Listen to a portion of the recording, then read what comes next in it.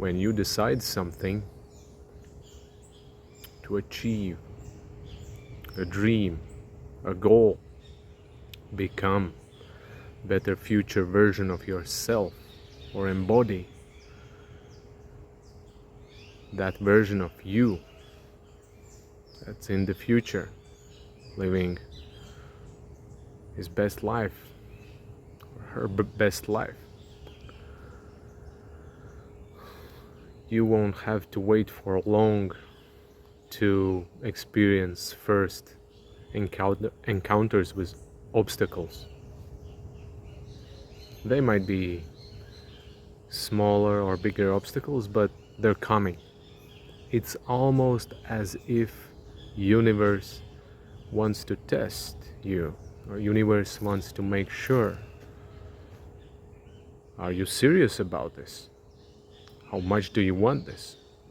Are you committed? Okay, prove it to me. Show me. Show me that these challenges or obstacles will not be reason why you would quit. And once we get past them, once we start to grow, as we grow, we will experience different challenges, bigger challenges. The more we grow, the bigger challenges we face on the next level. It's always like that. We unlock the next level, and that will trigger different insecurities or blocks or resistances within us that we need to address in order to resolve that. So it's always like this. And I remember for me it was a very important lesson to grow out of this naivety that it's gonna be easy, or if I am doing what I want to do, then like universe will get my back, and it's gonna be like effortless or flawless. It's like, yes, universe has my back, but at the same time challenges remain. Challenges will be there always, and it's our task to step up, show up when it's needed, how it's needed. Yeah, for me the lesson was it's important to grow out of this entitlement that once you decide, then universe should bring it to you immediately at your doorsteps. It's like, no, you kind of need to prove yourself. It's your initiation or your trials, you know, to see can you psychologically, physically, mentally, emotionally hold your desire and embody it on a daily basis. Do you have what it takes to vibrate at that certain frequency? Do you have boundaries set? And I get it. Sometimes it can feel very frustrating and almost like petty shit coming up. It's just, it is what it is. We overcome and we move on, forward, on to the next. It's not always fun, but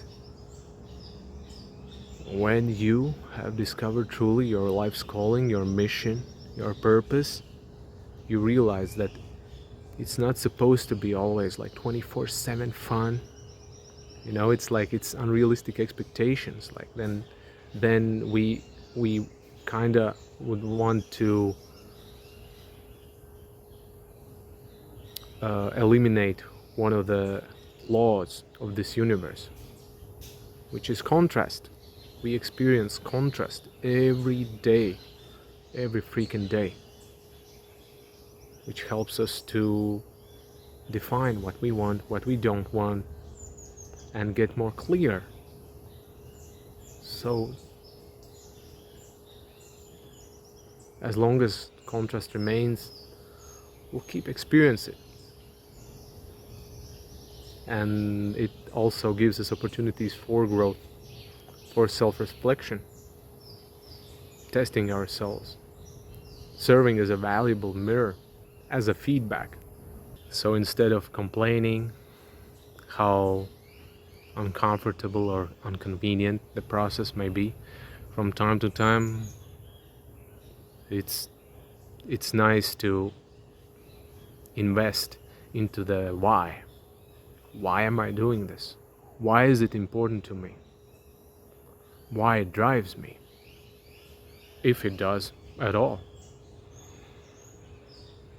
Maybe the why is very artificial and it's not truly authentic to your core essence of who you really are, of your soul, your heart.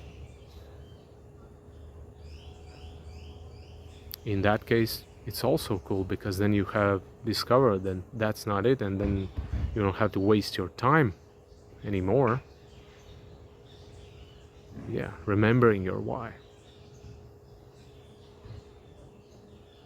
is important. Why do I care that I care? What is it about it that I cannot just watch with ignorance and do nothing? And what change do I want to bring in this world? What does it mean to me? And sometimes we may be fixed on the short-term results or the benefits. But it's not always like that. Sometimes when we stay in the game, the longer term benefits will come and they will outweigh the short term pleasures that may sometimes distract us. It is important to balance out this, that we have this vision, mental vision, and emotions with action. So action, grounding is very important. Set it in motion, give it a structure, push it into the physical material plane, make it real. So it's very important that we have also this, our masculine side or pole that helps us with this. Otherwise it's just not grounded, it's just flowing here and there in the ether, and so what? It's just an idea. The idea that is not put into practice means nothing, really. And it can take time and patience and effort and focus and determination to create something, especially if the old structures are resistant to it, are scared and don't want it to happen because they feel threatened by it, because they see that it's a game changer. It can change completely how we live, put them out of the business.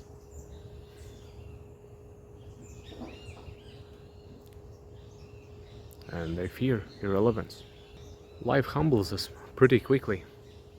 All of our unrealistic expectations get managed very quickly by obstacles and challenges, and it's just okay, get to the work.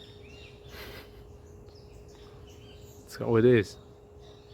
Get serious, but at the same time have fun.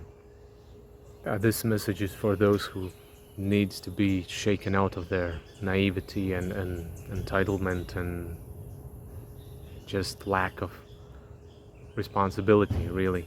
For those of you who are to the other side or the opposite spectrum, almost of the extreme spectrum, just slow down and and do less.